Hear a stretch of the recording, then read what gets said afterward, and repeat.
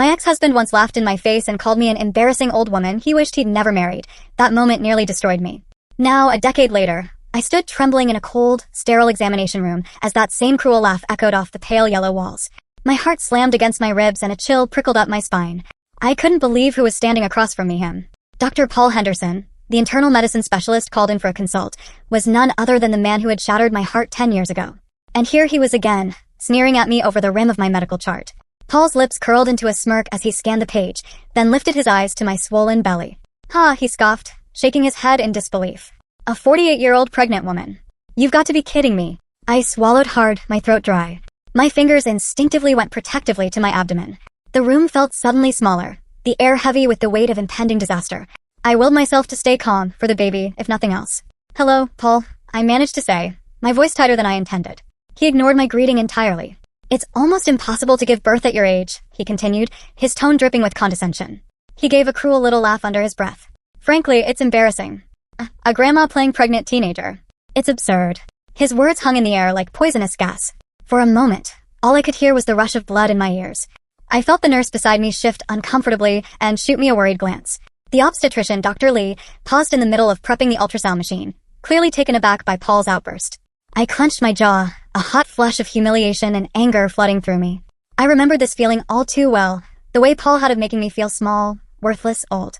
But I was not the same woman he had broken back then. I had sworn I would never let him hurt me like that again. My hand trembled, but I kept my chin high. "You have no right to speak to me that way," I said, trying to keep my voice steady though I could hear it quiver with emotion. Paul barked out a laugh, loud enough that it bounced sharply off the tiled floor. He glanced at Dr. Lee and the nurse as if expecting them to join in on some private joke. "I'm just concerned," he said mockingly, spreading his hands in a theatrical show of innocence. "As a doctor, I should advise you, a geriatric pregnancy like yours," he stressed the word as if it were a scarlet letter, "is risky. Frankly, it's reckless. It's the kind of thing that could cause a scene at a place like this." Dr. Lee stepped forward, clearing his throat. "Dr. Henderson," he said firmly, "that's enough. This patient is under my care. If you have medical input, you can provide it professionally or not at all." Paul barely spared the obstetrician a glance. Instead, he stepped closer to me, lowering his voice as if confiding something. "This hospital mostly caters to young celebrities and VIPs, he whispered, though the words were clearly meant for everyone to hear. "You don't belong here, Jennifer. You'll just embarrass yourself, or rather your husband." He nodded toward the empty spot beside me where my husband should have been. I felt a pang of worry. Edward had promised he'd try to make it to today's appointment, but an urgent work issue had come up. I had told him I'd be fine on my own. Now I wasn't so sure. I could barely breathe. My cheeks burned, not just with indignation but with a touch of old shame I thought I'd buried. My mind flashed back to all those times Paul had made me feel like I was less attractive, less worthy, just because I was a few years older. My vision blurred with angry tears that I refused to let fall. I straightened my back, summoning every ounce of dignity I had. "I won't be spoken to like this," I said quietly but firmly. My voice gained strength as I continued, "and certainly not by you." Paul's eyes widened slightly. Perhaps he wasn't used to me talking back. Back in our marriage, I'd often been too stunned or hurt to respond when he lashed out. But today, maternal instinct and righteous fury coursed through me, battling past old fear. "I'm a patient here," I went on, "and I have every right to the same care as anyone else. If you can't behave like a professional, then I'll be happy to take my baby and myself elsewhere." For a second, I saw a flicker of uncertainty in his eyes, but Paul quickly masked it with a derisive snort. "Maybe you should," he hissed. "Honestly, you're doing us a favor. Spare us the spectacle of..." Suddenly, the door to the examination room swung open. I jumped, my heart leaping into my throat as Edward strode in. My husband's timing could not have been more perfect, or more terrifying. He was slightly out of breath, probably from hurrying through the hospital corridors, and worry creased his brow. "I'm so sorry I'm late, Jennifer," he began, but he broke off as his eyes darted from my tearful face to Paul's looming figure. I saw the confusion and then the dawning anger in Edward's expression. "What's going on here?" Relief and apprehension flooded me all at once. Edward was here. Thank God I wasn't alone. But the situation was explosive. I opened my mouth to answer, but no sound came out. Paul recovered first, eyeing Edward up and down. I noticed Paul's posture stiffen slightly. Even out of his business suit and in casual slacks and a button-down, Edward had a quiet authority about him. "Who are you?" Paul asked with a faint sneer. Edward stepped to my side, gently touching my back. I could feel the tension radiating through his fingertips. "I'm her husband," he answered in a low, controlled voice. "Edward Taylor." At the mention of his name, I saw a strange look flash across Paul's face. Recognition, maybe even fear. It was gone in an instant, replaced by his usual arrogance. "Well, Mr. Taylor," Paul said coolly, "perhaps you should keep your wife at home if she's so sensitive. She seems to think I insulted her, but I was merely stating medical facts." "Medical facts?" Edward echoed, incredulous. I could hear the barely restrained anger under his calm tone. You told my wife she's an embarrassment. That she doesn't belong here. How is that a medical fact, doctor? He let the question dangle icily. Henderson, Paul replied, lifting his chin. Dr. Paul Henderson. I felt Edward's hand press a little more firmly against my back, a subtle gesture of support. Now he knew exactly who stood in front of us. I had told him about Paul, about my first marriage and the way it ended, on one of those late nights when old wounds resurface in the safety of a loved one's arms. I never imagined they'd ever meet face to face, but here we were. Dr. Henderson, Edward said, voice like ice, explain to me how your cruelty toward my wife could possibly be appropriate in this hospital. Paul opened his mouth, but for once, no words came out. He looked at me, then back at Edward, caught off guard. I was just... Paul stammered, his confidence faltering. Just what? Edward snapped, anger sharpening each word. Just harassing a patient? Taunting a pregnant woman because of her age. Edward stepped fully between Paul and me, a shield. He was a few inches taller than Paul, and at that moment, he seemed to tower over him. You think you can get away with that? Dr. Lee raised his hands, trying to calm the situation. Sir, please. Jennifer, we're leaving. Edward interrupted, not taking his eyes off Paul. He grasped my hand firmly.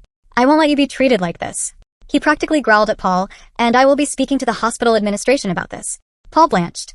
Now, there's no need for that, he said quickly, palms up in a placating gesture.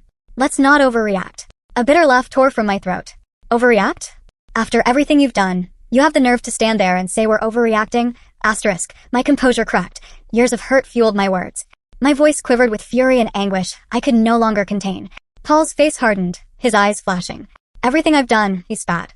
You think it was all my fault back then? He took a step forward, but Edward thrust an arm out, blocking him. Paul sneered past him at me. You drove me to it, Jennifer. With your constant nagging and... That's enough. Edward thundered, startling us all. I'd never heard him yell like that, ferocious, protective. Through the open doorway, I saw a few heads turning, alarmed nurses peeking in. One quickly ducked away, no doubt to get help. My entire body was trembling. I felt faint, the room tilting as a wave of dizziness washed over me. This confrontation was a decade in the making, but it was happening in the worst possible place and time. 10 years earlier, I was a different woman. At 33, I was a devoted nurse spending more time in the hospital wards than in my own apartment. Love was the last thing on my mind. But that changed the night I met Dr. Paul Henderson. He was just Paul to me then, fresh out of internship at 28, with an awkward, endearing smile. We first spoke over lukewarm cafeteria coffee during a late shift. He shyly asked if I was the ER nurse named Jennifer and eagerly peppered me with questions about hospital procedures. Unlike some new doctors who were too proud to ask nurses for guidance, Paul genuinely valued my experience. I found his earnestness charming. One conversation turned into many. We grabbed coffees on our breaks, swapped stories about difficult patients, and gradually drifted from talking shop to sharing personal tidbits. The age gap between us blurred into irrelevance during those quiet moments. We were simply two colleagues finding unexpected rapport. As weeks passed, I realized I looked forward to seeing him more than I cared to admit. One evening, he showed up after his shift with takeout pad thai for two, insisting I needed a proper dinner. We snuck away to an empty conference room and ate on the floor, talking for hours about everything and nothing. Our upbringings, our favorite songs, our hopes for the future. At one point our hands brushed, and instead of pulling back, Paul gently held mine. With a hesitant smile, he confessed that he cared about me deeply, that being around me was the best part of his day. My heart soared and cracked at once. I admitted I felt the same, though I also voiced my worry about our age difference. He gave a soft laugh and squeezed my fingers. Age is just a number, he said. I don't care what anyone thinks. I just know that you're incredible. In that quiet, fluorescent-lit room, I decided to take a leap of faith. We began dating, cautiously at first, keeping our relationship mostly under wraps. Still, in a busy hospital, secrets are hard to hide. Soon our coworkers noticed the way Paul's eyes lit up when I entered a room, or how we'd chat in a corner over shared cups of coffee. There were some whispers, jokes about me robbing the cradle, or speculation that Paul had a thing for older women. It stung, but Paul would roll his eyes and tell me to ignore it. They don't know us, he would say softly, giving me that playful wink that never failed to make me smile. For a time, he was right and we were blissfully happy. Our differences in age and rank seemed to complement each other. I lent him my hard-earned wisdom when he doubted himself, and he infused my life with a youthful enthusiasm I hadn't realized I'd lost. 2 years into our relationship, he proposed on a warm summer night. There was no grand spectacle, just a stroll in the park at dusk, fireflies blinking in the bushes, and Paul suddenly kneeling in the grass with a velvet ring box in hand. I can't imagine my life without you, he said, voice unsteady. Will you marry me, Jennifer? I managed a tearful yes. We married the following spring. I was 35 and he was 30 on our wedding day. I can still picture how proud and happy he looked as we exchanged vows, his hands trembling around mine. I believed, with every fiber of my being, that we had our happily ever after. The early years of our marriage were good. We settled into a cozy routine in our little apartment not far from the hospital. We cooked together when our shifts allowed, went hiking on free weekends, hosted movie nights with friends. We talked about everything, or so I thought, sharing funny work stories, musing about future plans. If you'd asked me then, I'd have said I was truly content. But hindsight has sharp eyes. Little cracks were there from the start, hairline fractures that widened over time. Paul had an almost desperate need for validation at work. If an attending physician criticized him even mildly, he'd brood for days. I became his constant cheerleader, doing everything I could to reassure him of his talent and brilliance. I didn't mind boosting my husband's confidence at first, but his insecurities only seemed to grow, and I found myself pouring more and more of my energy into propping him up. There was also the subject of children. We hadn't been in a rush, enjoying our time as a twosome. Yet as I inched into my late 30s, I gently broached the idea that perhaps we should start trying. Paul always deflected, cracking a joke about how the world had too many people already, or suggesting we take a big vacation first. I didn't press the issue, but a quiet worry took root in me. Was he avoiding starting a family? Did he secretly blame our age difference? By our 5th anniversary, those subtle fissures in our marriage had deepened into chasms. Paul began coming home late night after night. At first he offered plausible excuses, a surgery that ran long, a colleague's farewell party. But soon the excuses grew perfunctory, then non-existent. Some nights he simply wouldn't show up until well past midnight, stumbling in with the smell of alcohol and perfume that wasn't mine. One night, we attended a hospital gala together. I wore a new navy dress, hoping to rekindle a bit of spark between us. Instead, I spent the evening alone at our table, watching Paul work the room with a group of young nurses who hung on his every word. I felt like a chaperone, invisible and foolish. On the car ride home, I mustered the courage to express how abandoned I'd felt. He exploded, accusing me of being jealous, insecure, imagining things. We drove the rest of the way in stony silence, and went to bed back to back, the cold distance between us stretching wider than ever. After that, any pretense of harmony vanished. Paul's late nights out became the norm. When he was home, he was irritable or withdrawn, finding fault in everything I did, from the way I folded laundry to the tone of my hello. I knew in my gut that something was very, very wrong between us. I just never imagined the extent of his betrayal. It happened on a rainy night, not long after that gala. Paul had been especially cruel that week. Distant, snappish, treating me more like a nuisance than a wife. I was cleaning up the kitchen after a dinner he'd barely touched when his phone buzzed on the counter. Absent-mindedly, I glanced at the screen and saw a message preview that made my stomach drop, a heart emoji followed by "Can't wait to see you tomorrow, love." The sender's name was Kara. Kara, a young former patient of Paul's whom I remembered all too well. He'd gone above and beyond for her case, spending extra time on her even off shift.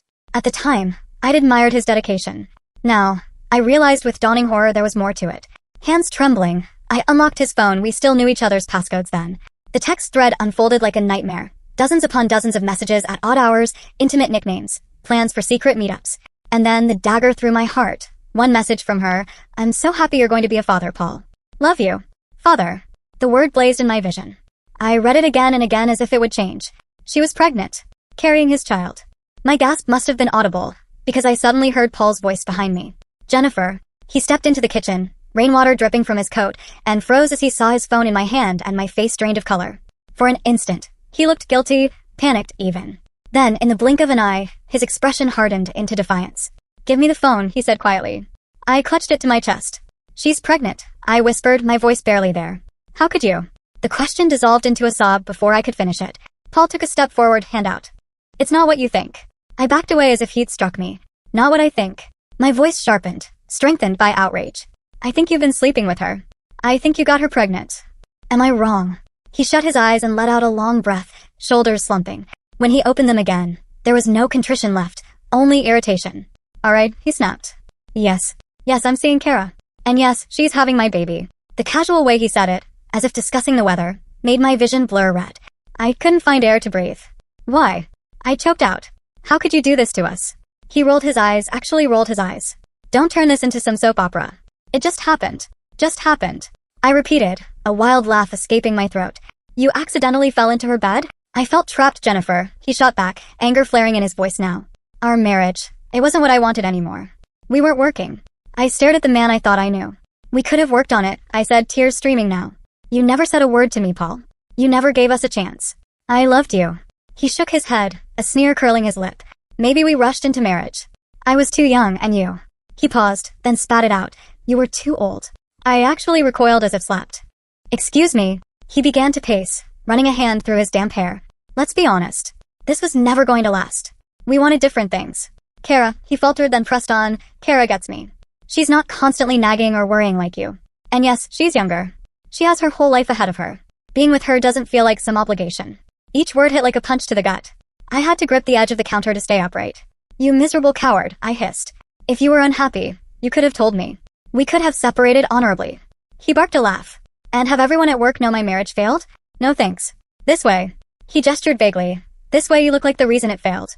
A bitter, aging wife who couldn't keep her husband satisfied. I thought I had no tears left, but that brought forth a fresh onslaught. How can you say these things? After 5 years. He cut me off, practically shouting now, 5 years of my life I'll never get back. His eyes were wild, hurtful words pouring out like poison. I regret marrying you. God, if I could go back and redo it all. I'd never have wasted my 20s with you. Younger women like Kara know how to make a man feel, I don't know, alive. It's embarrassing being seen with Samio. Stop, I cried out, covering my ears. Just stop. He fell silent, chest heaving. In the ringing quiet, only our ragged breaths and the patter of rain on the windows could be heard. I lowered my hand slowly. Something died in me in that moment, watching him, this stranger wearing my husband's face, glare at me with such resentment. Whatever love I had for Paul was shattered beyond repair. We're done, I said quietly. I want a divorce. He shrugged, face like stone. Fine by me. Fine. Just like that. I think that hurt almost as much as the infidelity itself, the ease with which he cast us aside. I don't remember packing an overnight bag or driving through the storm to a motel. But I must have, because the next morning I woke on a lumpy motel mattress with swollen eyes and a heart in pieces. I wish I could say Paul's departure from my life was the end of my troubles with him, but my trials were only beginning. I filed for divorce the very next day. What followed was a bitter legal battle that managed to deepen the wounds. Paul was enraged that I demanded alimony. He and his father claimed I didn't deserve a penny, that he had wasted his youth on me. But with undeniable proof of his affair and unborn child, the law was on my side. Facing the evidence, Paul ultimately conceded and agreed to a settlement that provided me what I was due for those years as his wife. Our marriage was dissolved on a dreary morning in an empty courtroom. 5 years of union reduced to a judge's signature and a few mumbled formalities. I left the courthouse feeling hollow. We sold our remaining belongings and closed the chapter on our shared home. I remember handing over the keys to our apartment and walking away in the drizzle, wondering how a love that began so earnestly had disintegrated into this. Returning to work at the hospital did not bring the solace I hoped for. News of our divorce and Paul's scandal had spread through the corridors. I became that nurse, the one people whispered about in the break room. Poor Jennifer, her husband left her for a younger woman. Some colleagues offered pitying smiles, others kept their distance, unsure what to say. I even overheard one or two imply that I had driven him away, being an older wife who couldn't give him children. Every whisper and sideways glance made it harder to breathe. My job, once my sanctuary, turned into a daily gauntlet of humiliation. I found myself dreading walking past certain cliques of nurses, paranoid that their laughter was about me. I started making mistakes. Not with patients, thank God, but little things born of distraction and stress. My confidence was unraveling. After a few months, I knew I had to get out. One morning I simply didn't have the strength to put on my scrubs and face that gauntlet of gossip. I called in sick, sat on my bed in my tiny new apartment, and realized I felt relief. That was the day I wrote my resignation letter. My supervisor accepted it with a sympathetic nod. In truth, it might have been a relief for them too, to not have the drama shadowing the ward. Unemployed and unanchored, I drifted for a while. I spent days holed up in my apartment, binging bad TV, avoiding calls from friends who were worried but whose concern I couldn't bear. Eventually, I had to confront the fact that I was sinking. I needed to do something before I lost myself entirely. On a whim, I applied for a job at a small maternity clinic across town. It was a humble little practice that specialized in prenatal care and childbirth. Far removed from the high-stakes environment of a big hospital, the clinic's ad promised a family atmosphere and a chance to really connect with patients. That sounded exactly like the fresh start I craved. They hired me on the spot. In that snug clinic with its powder blue walls and soft instrumental music in the lobby, I found a measure of peace.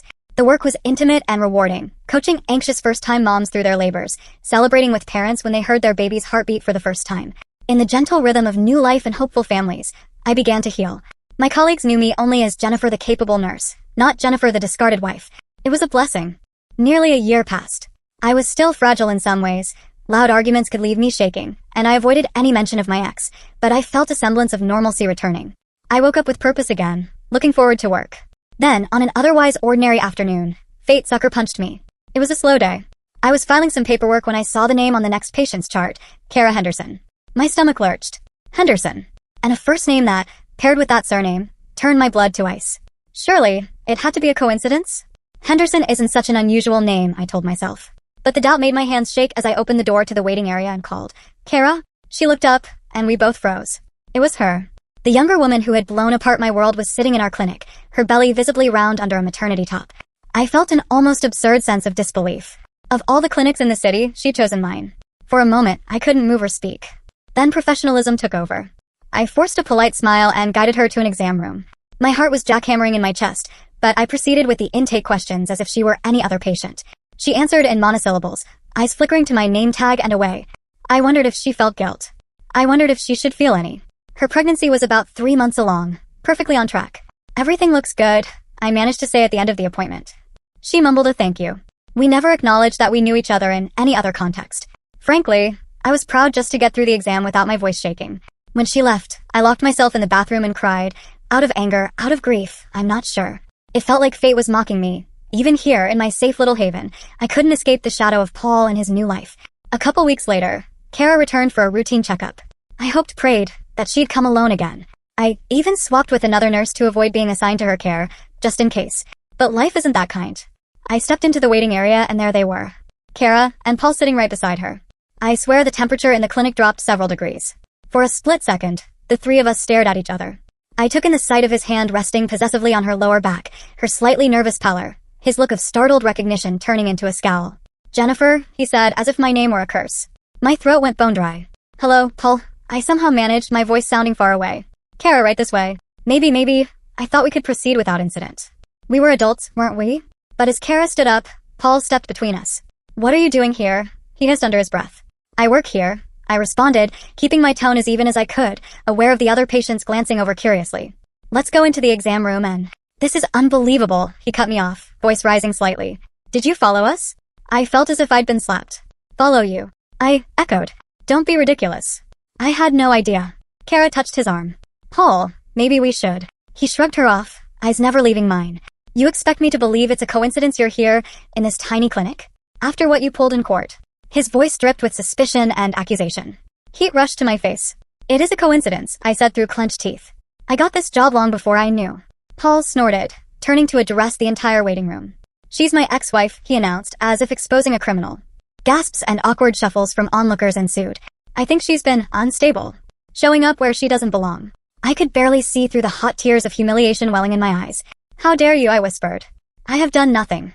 Paul, please. Kara suddenly burst out, her face contorted in distress. I'm feeling lightheaded. She pressed a hand to her belly dramatically. Immediately, the clinic staff snapped into action. The director hurried over, shooting me a warning look as if I were the cause of the scene. Let's get you looked at, dear, he soothed Kara, guiding her toward an open door. As he passed me, he said under his breath, Why don't you step out, Jennifer? There was no mistaking it as anything but an order. I stood there trembling, feeling every eye on me, then blindly grabbed my purse and fled out the front door. I kept walking down the block until my mind cleared enough to process what had happened. In trying to avoid drama, I'd somehow been painted as the source of it. By that evening, I knew I couldn't continue at the clinic. I wrote a brief, formal resignation letter citing personal reasons and emailed it to the director. So, within a single year, I'd lost my marriage, my hospital job, and now the clinic job that had given me hope. All thanks, in one way or another, to Paul. I retreated to the only safe place I had left, home. My real home where I'd grown up. My parents didn't ask for explanations when I showed up on their doorstep with my suitcase. They just hugged me, settled me into the familiar old guest room, and let me sleep off the grief. The next months were a blur of quiet recovery. I helped Mom in her vegetable garden, went on long walks through my childhood neighborhood, and read dog-eared romance novels from my teen years that had somehow survived on a shelf in my room. It was escapism, but it was healing. Eventually, I knew I needed to find work again, not just for money, but for sanity. I decided, almost on a whim, to do something completely different. A nearby supermarket was hiring part-time cashiers. The idea of a low-stress job with zero connection to healthcare or my past life sounded ideal. Working at the supermarket turned out to be more therapeutic than I'd imagined. There was something calming about the routine of it. Stocking shelves, scanning items, smiling at customers, wishing them a nice day. No one's life hung in the balance. No one whispered about me as far as I knew. I could be just Jennifer again. Over time, I even began to enjoy it. Regular customers learned my name. I became friendly with a few coworkers, a widow in her 60s who loved to bake and brought me cookies, a college kid who made me laugh with his youthful gripes. After all the high drama, the simplicity of clocking in and doing an honest day's work felt like balm on a burn. 3 years slipped by. In that time, the supermarket promoted me to a full-time position and then to shift supervisor because of my reliability. I celebrated my 45th birthday in the break room with a store-bought cake and genuine well wishes from people who knew nothing of the scars I carried. It was a modest life, but peaceful. My parents, seeing me regaining confidence, carefully started to broach the subject of dating again. I waved it off. I truly believed romance was behind me, that I was too old, too emotionally battered, to ever risk my heart. If loneliness tugged at me now and then, I reminded myself it was still better than what I'd been through. Then one day, a new face appeared in the canned goods aisle. He was a tall man, early 50s perhaps, with kind eyes that crinkled at the corners. I noticed him struggling to find something on the shelf and went over to help. We ended up laughing when I handed him the can he needed. I'd lose my head if it wasn't attached, he joked with a sheepish grin. That was Edward. He left the store after a brief, friendly chat, and I thought nothing of it beyond a fleeting, warm impression. But apparently, I left an impression on him too. A few days later, my manager teased me that his friend, who happened to be a business client who'd visited, couldn't stop praising the lovely, helpful lady at the store. My face went red as a beet when I realized who he meant. To my surprise, the manager offered to set up a casual meetup. My knee-jerk reaction was to refuse. But that night I lay in bed and realized something. I was lonely. Safe, but lonely. And here was a man who had noticed me in a way no one had for a very long time. It was both terrifying and thrilling to contemplate. With a tentative heart, I agreed. Our first date was, well, it was wonderful. Edward turned out to be divorced as well, with 2 grown children and plenty of his own life stories. Over dinner at a cozy little restaurant, he had me laughing until my sides ached with tales of mishaps on his business trips. And when the conversation turned more serious, he listened with genuine empathy about my career change, which was all I mentioned of my past. I didn't tell him about Paul then. That came later, on a quiet night after we'd grown closer, when I felt I owed him the truth of what had shaped me. He listened in stunned silence, then held me as I cried, and I knew from the fierceness of his embrace that he would never intentionally let me hurt like that again. 6 months of gentle, joyful courtship later, Edward proposed. There was no big spectacle. He simply took my hands in my living room, looked into my eyes, and said he'd never forgive himself if he let me go without asking me to be his wife. I melted into tears on the spot and said yes. At 45, I married again. My parents cried tears of joy at the small ceremony in the town hall. When I looked into Edward's eyes as we exchanged vows, I felt the last pieces of my broken heart slot back into place. It was a second chance I never thought I'd get. Life with Edward was blissfully ordinary in the best way. We made Sunday morning pancakes, went to movies, took up gardening together. He joked that watching tomatoes grow was proof we'd gotten old, and I countered that at least tomatoes didn't talk back. We hadn't planned on children. We felt a bit past that stage, and honestly, we were content just being a pair. Which is why it was such a shock when, 3 years into our marriage, I started feeling off. Fatigued. A bit queasy in the mornings. I actually laughed it off to Edward that maybe I had sympathy pregnancy symptoms from working around all those expectant moms years ago. But a tiny voice in the back of my mind whispered what I hardly dared to consider. I bought a pregnancy test. Then 2 more, just to be sure I wasn't hallucinating. When I revealed the news to Edward, he didn't understand at first. That's wonderful. So who's pregnant? He'd asked, genuinely oblivious. I had to point to my belly, tears in my eyes, before he finally realized I meant me. He was over the moon. Once the shock passed, his joy was boundless and contagious. We danced in the kitchen, laughing like children, both of us giddy and terrified and deliriously happy. Of course, being pregnant at 48 came with a slew of warnings from doctors. Advanced maternal age. I heard that phrase 100 times. We were monitored meticulously and counseled about potential complications. Some people, even well-meaning ones, asked how we'd manage raising a child into our 60s or 70s. But Edward and I knew what a miracle we'd been given. We took every test, every precaution, and faced the future with hope. By the grace of all that is good, my pregnancy progressed without a hitch. At 6 months, I was the talk of my OB's office in a good way, as one of their oldest moms-to-be. Edward pampered me endlessly, talking to my belly each night, telling our little one how much she was already loved. We decided, at my father-in-law's urging, since he was a major donor, that I would deliver at St. Mary's Hospital, in the high-risk maternity unit. It was ironic returning there. The last time I'd set foot in St. Mary's was the day I left my nursing job, heartbroken. But this was a different chapter. I felt confident walking those halls again, swollen belly and all. That is, until I walked into that examination room and locked eyes with a ghost from my past. It was a cruel twist of fate, a final test life had thrown at me. You already know how those first moments went. His cruel mockery, my anger, Edward bursting in like a guardian angel at just the right time. What happened next felt like justice long overdue. What on earth is going on here? A stern voice demanded from the doorway. Everyone turned. The chief of staff of the hospital stood there, flanked by a security guard and the wide-eyed nurse who had fetched him. Paul stepped back, his face blanching slightly, realizing an authority figure had arrived. Before Paul could speak, Edward jumped in. "Are you in charge?" he asked sharply. "I'm Dr. Martin, the chief administrator here," the man replied. "Good," Edward said, gripping my hand. "Then you need to know that this man, your doctor, just harassed and insulted my wife. It's outrageous and unacceptable." Dr. Martin's gaze shifted to me, taking in my teary eyes and shaking form, then to Paul. "Dr. Henderson," he said in a controlled tone. "Care to explain?" Paul opened his mouth, floundering for a moment. There was a misunderstanding," he began. "I was merely pointing out the medical risks." He called me a gross grandma and said I didn't belong here. I cut in, voice steadier than I felt. I was done protecting him, done staying quiet. A horrified murmur went through the small crowd that had gathered just outside the door. Dr. Martin's expression darkened. Is that true, Dr. Henderson? Paul's cheeks flushed a dull red. I may have spoken out of turn, but only out of concern. That's enough. The administrator snapped and Paul fell silent. Dr. Martin turned to the security guard. Escort Dr. Henderson to my office. Sir. Paul started to protest, but the guard stepped forward and Paul wisely shut his mouth. As the guard let him out, Paul twisted his head to throw one last look at me, a mixture of anger and, perhaps for the first time, fear. Dr. Martin faced Edward and me, his expression softening to apology. Mr. and Mrs. Taylor, I am so deeply sorry. Please be assured, this is not how we conduct ourselves at St. Mary's. Dr. Henderson's behavior was appalling and he will be dealt with. I was so drained I could only nod. Edward put his arm around me, and I sagged against him, the adrenaline ebbing and leaving me weak. We managed to finish the appointment. Our obstetrician, trying to smooth things over, spent extra time showing us our baby on the ultrasound, pointing out the tiny nose, the flutter of her heartbeat. It did help. By the end, I was smiling again through my tears, gripping Edward's hand as we watched our little miracle squirm on the screen. But the drama with Paul was not quite over. That evening, back at home, my phone rang from an unknown number. I had a feeling I knew who it was. I answered quietly, hello. There was a shuddering sigh on the line, then, Jennifer, please don't hang up. It was Paul, voice uncharacteristically small. I closed my eyes. What do you want? My tone was flat, devoid of the rage and hurt he'd once been able to provoke. That seemed to unsettle him. I'm sorry, he said. The words came out rushed, desperate. I was out of line today. And the other stuff before all of it. I waited, silent. He inhaled shakily. They fired me, Jen. The old nickname slipped out. On the spot. The chief said I violated the ethical standards or something. I didn't mean for it to go like that. You have every right to be pregnant and happy. I was his voice cracked, just shocked to see you. And I guess, upset, maybe. It wasn't professional. I know that. It was all I could do to not laugh at the absurd understatement. Not professional.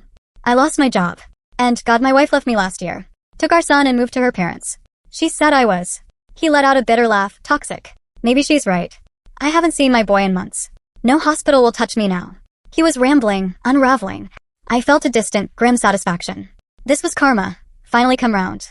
Yet I also felt nothing. No triumph, no real pleasure. Just a sad sort of closure. I'm sorry for everything, Paul was saying. I know I don't deserve forgiveness. But maybe if you could talk to the administration? You have influence now, right? Your husband, his family. If you could just tell them I'm not all bad. I don't want to be blacklisted.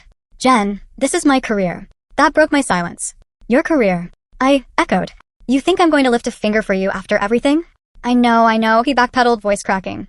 It's just, my father said if I mess up one more time, he'd cut me off completely. I'm scared. He actually sobbed then, a raw, pitiful sound that I never imagined hearing from him. My mind flashed with images. Paul laughing as I signed divorce papers, Paul sneering at me in the clinic, Paul's cruel grin in the exam room today. And then another image. Me standing in that motel room years ago, broken and alone, crying just like he was now. Please, Jennifer, he whispered. Help me. I realized I felt no hatred anymore, just an overwhelming sense of distance, as if what he was describing belonged to someone else entirely. He was reaping what he'd sown.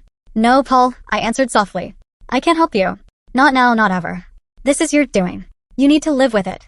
He started to sputter something, but I gently pressed the end call button. The line went silent. When I turned around, Edward was leaning in the doorway, concern etched on his face. Everything okay? He asked gently. I nodded. It is now. I blocked Paul's number after that.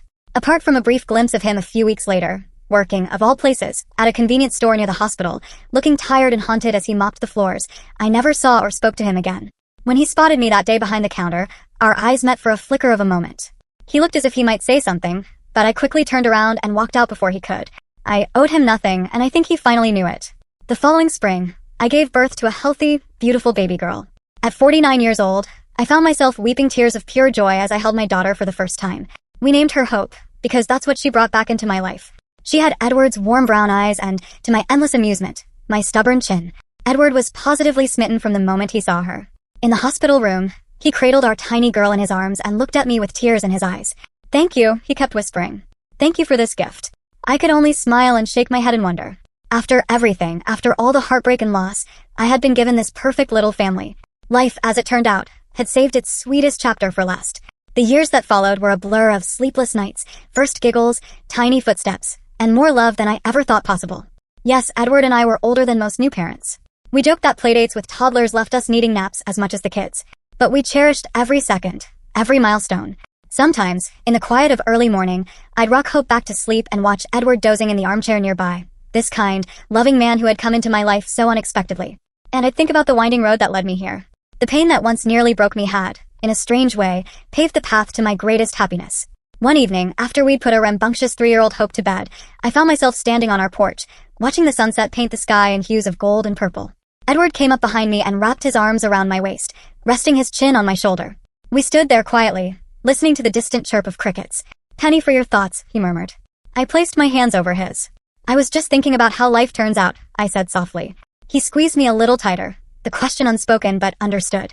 "If you had told 38-year-old me, when everything was falling apart, that one day I'd be here, happy, with a wonderful husband and a beautiful child." My voice caught a bit. I wouldn't have believed it. Edward turned me gently to face him. He brushed a strand of hair behind my ear, smiling in that reassuring way of his. "You deserve every bit of this happiness," he said. "And so much more." I smiled back, eyes misting. "I don't know about deserving, but I'm grateful." We stayed there until the light faded, and the first stars blinked into view. My story could have ended in bitterness and defeat. There were moments it nearly did. But standing on that porch in Edward's embrace, I understood something profound. We are not defined by the people who hurt us, or the years that break us down. We are defined by how we heal, how we rebuild, and who we allow into our lives to help us do it. Paul once told me he wished he could redo his life without me.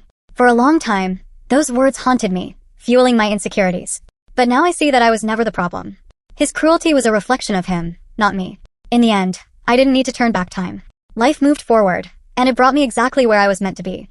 As I closed the door on that day and every day like it, I finally felt at peace. The echoes of Paul's insults have long faded. In their place is the laughter of our daughter down the hall, the steady love in Edward's eyes, and the quiet, unshakable knowledge that I am worthy of all of this. And that is more than enough.